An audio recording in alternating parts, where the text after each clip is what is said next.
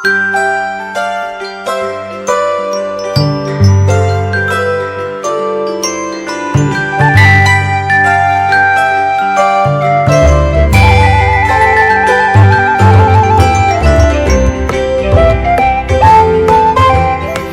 selamat pagi. Salam kasih Kristus bagi kita semua. Berjumpa dengan saya, Pendeta Stephen Makpal, Pendeta Jemaat di GPIB Jemaat Immanuel Apokayan, Bakal Jemaat Maranatha, Desa Nawang Baru, Kalimantan Utara. Sahabat GPIB yang terkasih, sebelum kita memulai kerja layan kita masing-masing pagi hari ini, mari kita terlebih dahulu siapkan hati dan pikiran kita untuk merenungkan firman Tuhan. Marilah kita berdoa. Ya Tuhan Allah Bapa kami, dalam nama Yesus Kristus, kami mengucap syukur atas anugerah-Mu terhadap kehidupan kami, sehingga kami diizinkan untuk melewati istirahat malam. Pagi tadi kami dibangunkan dengan kekuatan yang baru. Sebelum kami memulai kerja layan kami, izinkan kami untuk merenungkan firman-Mu. Biarlah melalui firman-Mu kami memperoleh kekuatan baru, agar kami dimampukan untuk melakukan semua tanggung jawab, peran, fungsi, dan kerja layan kami. Melalui hidup kami, biarlah nama Tuhan senantiasa dimuliakan. Dalam nama Tuhan Yesus kami berdoa. Amin. Sahabat GPIB yang terkasih, mari kita siapkan pembacaan Alkitab pagi ini dari kitab Hagai pasal 2 ayat 1b sampai 5. Hagai pasal 2 ayat 1b sampai dengan ayatnya yang kelima. Izinkan saya membaca berdasarkan Alkitab terjemahan baru edisi yang kedua. Demikian. Pada tahun kedua pemerintahan Raja Darius, dalam bulan ke-7 tanggal 21 bulan itu, datanglah firman Tuhan dengan perantaran Nabi Hagai bunyinya.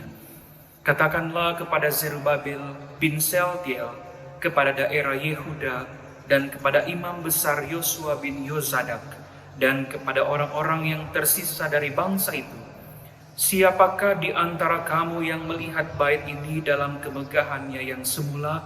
Bagaimanakah kamu melihat keadaannya sekarang? Bukankah yang ini seperti tidak ada apa-apanya di matamu? Sekarang kuatkanlah hatimu, hai Zerubabel, demikianlah firman Tuhan. Kuatkanlah hatimu, hai imam besar Yosua bin Yozadak. Kuatkanlah hatimu, hai segala rakyat negeri. Demikianlah firman Tuhan. Bekerjalah, sebab aku menyertai kamu. Demikianlah firman Tuhan semesta alam. Demikian pembacaan Alkitab. Berbahagialah mereka yang mendengar, memahami, mencintai, dan melakukan firman Tuhan dalam hidupnya. Terpujilah Kristus.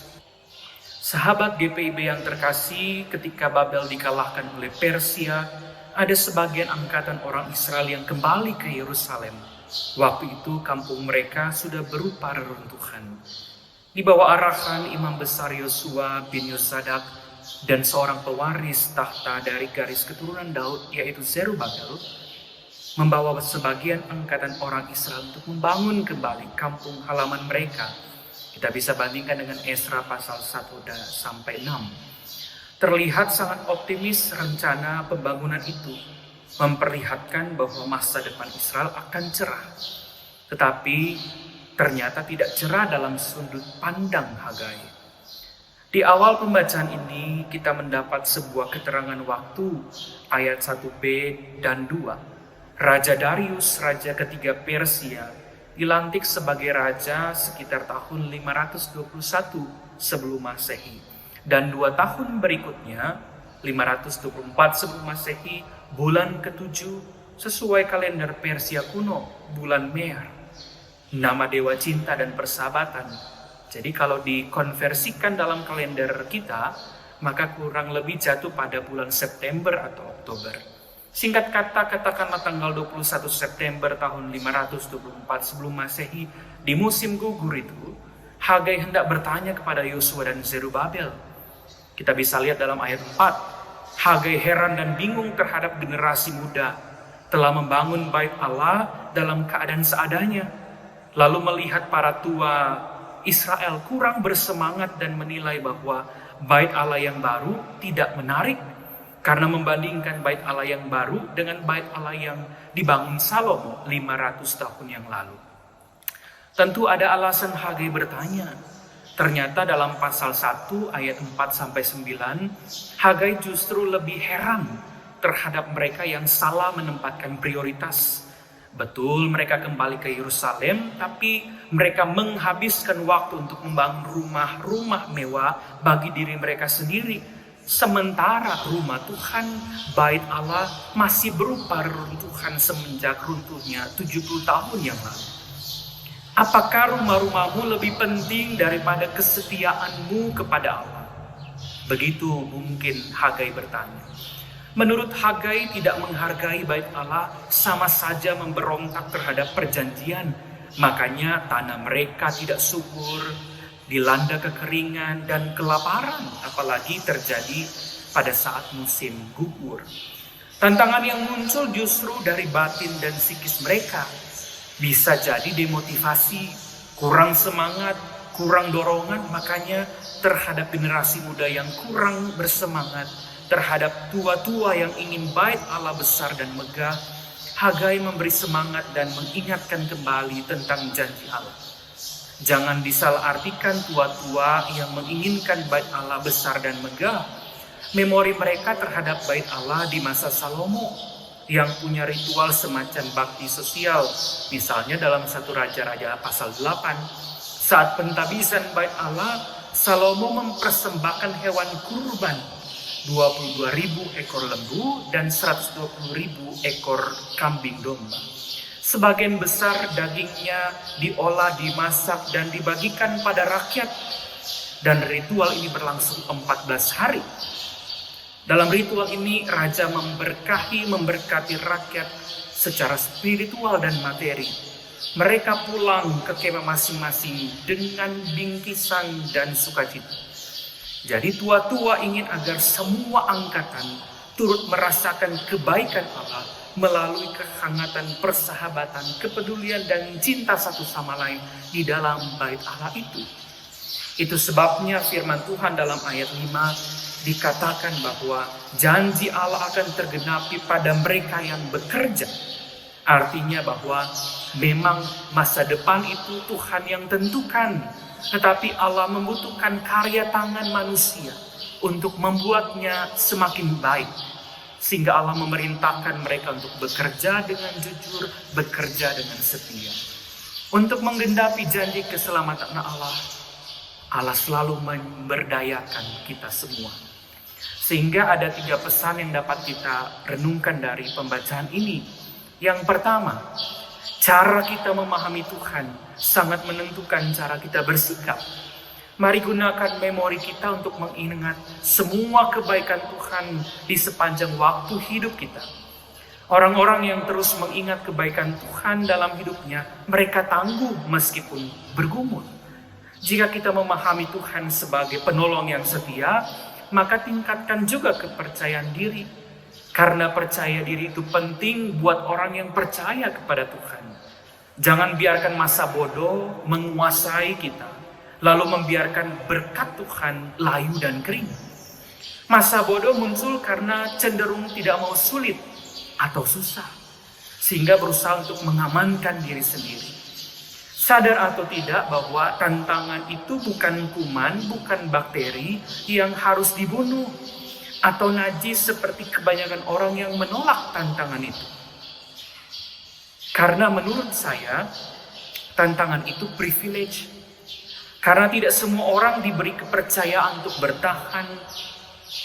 Semua orang diberikan kepercayaan untuk dapat melewatinya. Tuhan izinkan tantangan itu karena Dia tahu bahwa kita punya kemampuan untuk melewatinya dan talenta untuk mengatasinya. Bahwa kenyataan akan seperti apa itu enggak menjadi soal. Apapun ancaman, apapun pergumulan dan tantangannya, yang penting Tuhan menyertai. Artinya tangan Tuhan yang penuh kuasa itu akan menyelesaikan tantangan itu melalui kita. Maka berserahlah hanya pada Tuhan. Pesan yang kedua, sadari bahwa berkat Tuhan itu untuk semua orang. Bayangkan jika bait Allah sudah besar dan megah, tetapi umat enggan berbagi dengan saudara-saudarinya. Di dalam gereja saja, meskipun duduk sebelahan, orang-orang bisa saling tidak menyapa. Habis ibadah pulang begitu saja, tidak memberi salam, tidak menyapa, tidak berbagi kasih, tidak berbagi semangat, dan tidak saling menopang dalam doa. Berkat yang diberi kepada kita tidak untuk dinikmati sendiri. Ada kemampuan untuk memberi pada kita, bukan untuk menagih atau meminta lebih banyak, tapi karena kita sudah menerima banyak dari Tuhan. Pesan yang ketiga dan yang terakhir, bekerjalah dengan jujur dan setia. Ini ajakan dan pesan yang disampaikan Hagai kepada para imam untuk menyamakan persepsi tentang kemurnian ritual dalam kitab Imamat. Jika ada seseorang yang menyentuh mayat lalu menyentuh makanan, apakah makanan itu najis? Para imam yang tahu isi kitab Imamat itu akan menjawab iya. Seperti itulah angkatan muda saat itu. Kenajisan itu adalah sikap masa bodoh mereka, yang lebih mementingkan rumahnya sendiri yang dibangun lebih mewah, bait Allah terbengkalai. Sehingga apapun yang dibangun dengan tangan mereka termasuk bait Allah yang baru akan menjadi najis pula. Nah, apapun yang kita kerjakan ternyata memperlihatkan karakter kita. Dan apapun yang kita kerjakan sangat berpengaruh bagi kehidupan kemudian. Apapun peran fungsi karir kerja layanmu, ingatlah bahwa di setiap hasil karya tanganmu, di situ tersingkap karaktermu. Dan giatlah bekerja sebab karya tanganmu akan selalu berpengaruh bagi kehidupan orang lain dan bagi kehidupan kemudian. Tuhan Yesus memberkati firman-Nya bagi kita sekalian. Amin. Sahabat GPIB yang terkasih, marilah kita berdoa. Syukur kepadamu ya Tuhan atas pemberitaan dan perenungan terhadap berita Alkitab. Kami memohon kiranya Tuhan tetap memberkati kehidupan kami, khususnya kami semua jemaat GPIB dimanapun berada, yang akan memulai hari ini dengan berbagai macam peran fungsi, tanggung jawab, dan kerja layan kami masing-masing. Biarlah firman-Mu meneguhkan kami semua agar kami terus berharap kepada Tuhan, tetap memiliki semangat yang sama, agar kami juga dapat bekerja dengan tulus, jujur, dan setia, agar melalui kehidupan kami nama Tuhan senantiasa dipuji dan dimuliakan. Kami berdoa bagi setiap orang yang barangkali sampai detik ini masih merasakan tantangan dan pergumulan. Kami berdoa bagi mereka semua agar mereka tangguh menghadapi itu semua sambil tetap berharap kepada Kristus yang hendak menuntun kehidupan mereka agar mampu bertahan dan melewati semua tantangan. Sehingga pada akhirnya kami hanya mau menyampaikan dan bersaksi bahwa Tuhan senantiasa memegang janji-Mu menuntun kehidupan kami. Dan kami meyakini selalu ada kebaikan yang Engkau akan singkapkan bagi kami yang menaruh harap dan setia kepada Tuhan. Ya Tuhan Allah Bapa kami dalam sorga, inilah kehidupan kami yang kami pertaruhkan ke dalam tangan-Mu. Kiranya Engkau memberkati kami dengan pekerjaan usaha kami masing-masing. Kami akan melewati satu hari ini dalam pengharapan bahwa Kristus akan selalu mengiring langkah kami. Di dalam nama Tuhan Yesus kami berserah dan memohon kepadamu. Amin. Sahabat GPIB yang terkasih, teruslah bersemangat, melanjutkan tugas tanggung jawab kerja layan masing-masing dengan jujur dan setia. Lakukanlah segala sesuatu seperti engkau melakukannya untuk Tuhan. Semangat pagi, sampai jumpa. Tuhan Yesus memberkati.